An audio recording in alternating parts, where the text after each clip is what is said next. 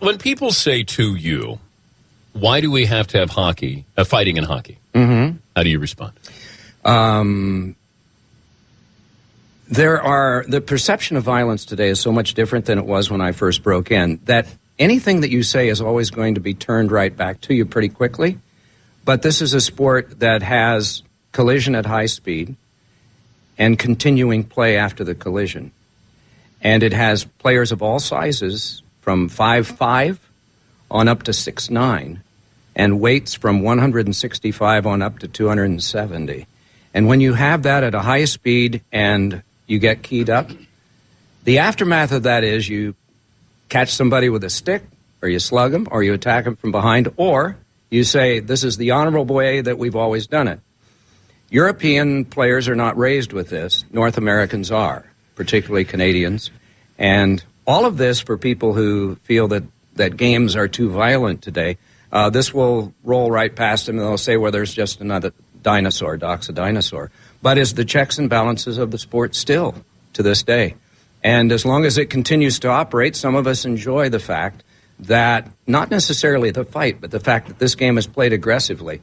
And you will find people such as Phil Jackson, who have talked about watching hockey in the spring, and Matt Millen, who did not understand how these guys could do it 4 days a week when football players do it only one, that still admire the tenaciousness and how rough this game is. Call it violent if you want. Are you in favor of fighting? Yeah, I don't have, let's just put it this way. I don't have any problem with it being in the rule book, but I think it's going to die its own death because we now have full-face shields, and it's going to take away the reason to do it, or at least the want to do it. There was, a long time ago, I just heard this story last year, a general manager of a Western junior team who had just come back. He had the visors removed from his players' helmets, put in the skate sharpener so they would be razor sharp, and reattached. Now that's going a little too far, so that in case a fist came around and caught one of those visors, it was like a razor.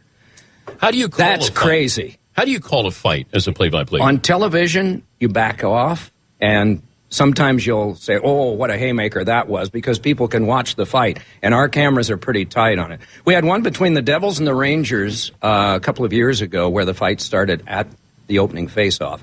And there were 3 separate fights, and fortunately we had cameras that could cover all of them. And what you need to do then is identify the players, because sometimes with the jerseys being pulled, people don't know who's going at one another. But it's still a part of the sport that exists and excites some people.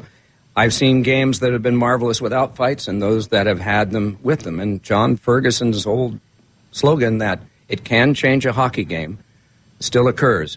There was a coach who's still coaching and so must remain anonymous. He said there's only one team that can win a regular season game through physical intimidation and fighting. You want to guess? Philly. Yeah. They can still do it. Now, playoffs a different story. Not much fighting in the playoffs, but Philly can still win games that way. He's Doc Emrick.